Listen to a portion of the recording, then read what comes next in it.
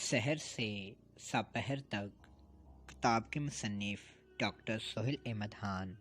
مضمون صدا سہاگن۔ مبالغہ آرائی مزیہ مضمون۔ مبالغہ آرائی کی مدد سے اس مضمون میں ایک ایسے فرد کی پدرسری شادی اور اس کی ازدواجی زندگی سے مزہ پیدا کرنے کی کوشش کی گئی ہے۔ نذیر جمیلہ بی بی کا خاوند تھا اور قد میں ایک چائے کی پیالی سے تھوڑا سا اونچا اور جگ سے تھوڑا سا چھوٹا تھا۔ جب دونوں میاں بیوی اکٹھے کھڑے ہوتے تو ایسا لگتا جیسے ہاتھی اور چوہا کہیں اکٹھے ہو گئے ہوں۔ شادی کی تصویر پر بھی جمیلہ بی بی کا خاوند نذیر نظر ہی نہیں آتا۔ ہاں، البتہ حوربین لگا کر دیکھا جائے تو اس کی موجودگی کے شواہد مل سکتے ہیں۔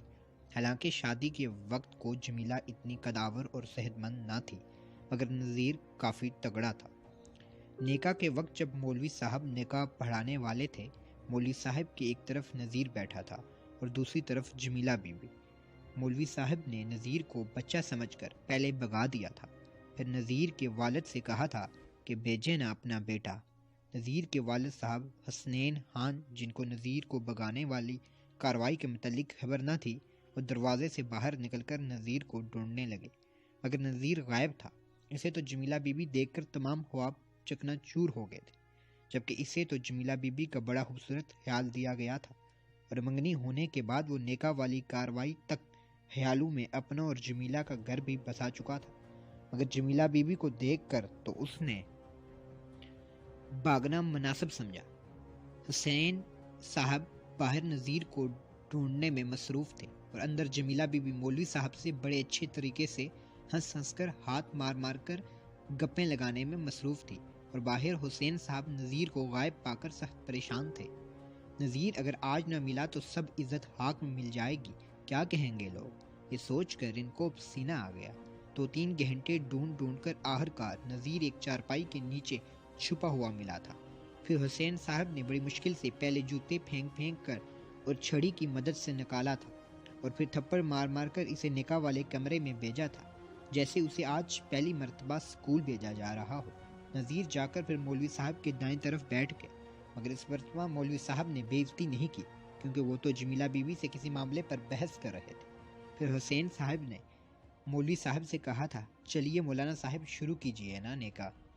مگر جمیلہ بی بی بحث کا فقرہ ختم کر کے حسین سے مخاطب ہوتی ہے، ٹھہرنا یار، اتنی کیا جلدی ہے، پڑھ لیں گے نکاح، پوری زندگی پڑی ہے۔ جمیلہ بی بی کے اس فکرے پر کمرے میں بیٹھے سب افراد ہنس پڑے تھے، اور حسین صاحب کو اپنے بیٹے کے سامنے شرمندہ ہونا پڑا تھا۔ پھر جب مولوی صاحب نے جمیلہ بی بی سے قبول ہے رائے پوچھی تو جمیلہ بی بی نے مولوی سے کہا، تو مجھے چھوڑ، اس سے پوچھ مانتا ہے یا نہیں، اگر نہیں مانتا تو اٹھا کر لے جاؤ اسے۔ نذیر سے رائے پوچھی گئی تو اس نے معروضی حالات میں ہی فیصلہ کیا، قبول ہے، قبول ہے۔ یہ عجیب قسم کی شادی تھی۔ بارات جانے سے پہلے جمیلہ بی بی نذیر کے گھر آ گئی تھی، لہٰذا نکاح نذیر کے گھر میں ہی پڑا گیا تھا، اور پھر نذیر کو ڈولی میں ڈال کر جمیلہ بی بی، محلے کے لڑکے اور نذیر کے بھائی اٹھا کر جمیلہ بی بی کے گھر لے گئے تھے۔ جمیلہ بی بی نے اپنے لیے زیور خود جا کر خریدا تھا، اور جہیز کی قیمت بھی نذیر کے والد کو ادا کرنی پڑی تھی۔ پھر شادی کی دعوتیں شروع ہو گئی۔ جمیلہ بی بی نذیر کو انگلی سے پکڑ کر دعوت کھانے چلی جایا کرتی تھی اور نامور زمین سے اٹھا کر چلتی تھی۔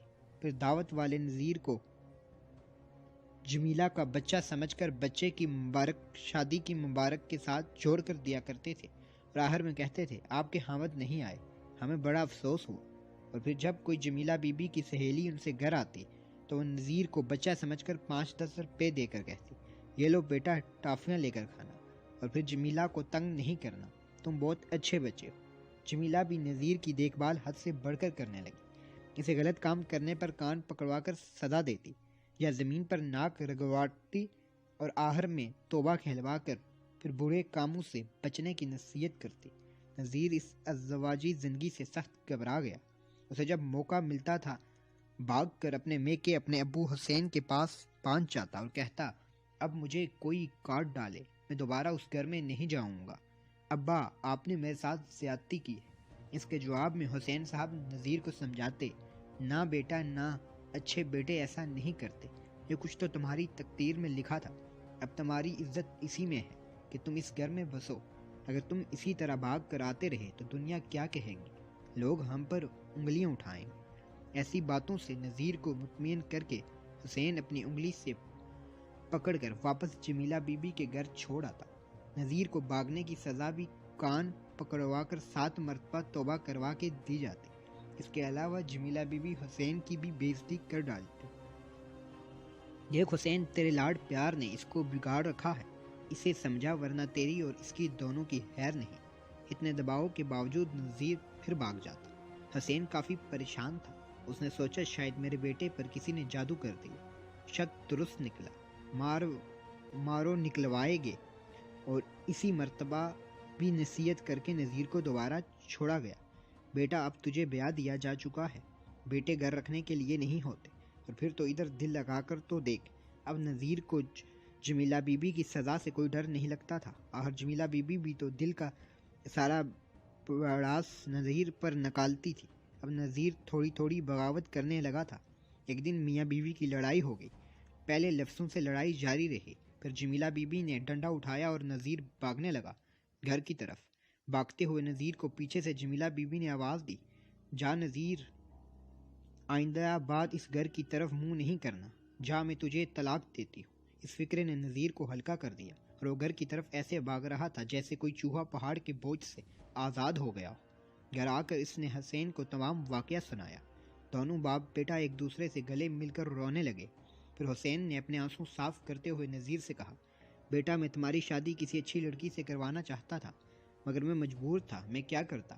بیٹا، آج میں تم سے کچھ نہیں چھپاؤں گا، دراصل تمہارا اور جمیلہ بی بی کا رشتہ تمہاری پیدائش کے وقت ہو گیا تھا۔ بیٹا، تمہاری سابقہ بیوی جمیلہ بی بی ایک رشتے سے تمہاری خالہ زاد اور دوسرے رشتے سے تمہاری چچا زاد کزن تھی۔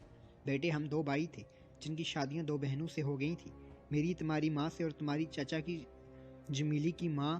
ان دونوں بہنوں نے اپنی اپنی موت سے قبل یہ خواہش ظاہر کی تھی کہ نذیر کا رشتہ جمیلہ بی بی کے ساتھ کیا جائے۔ بیٹا، یہ تجربہ تو ناکام ہو گیا۔ تو فکر نہ کر بیٹا، اب میں تمہارے لیے اخبار میں اشتہار دوں گا کہ رشتہ درکار ہے۔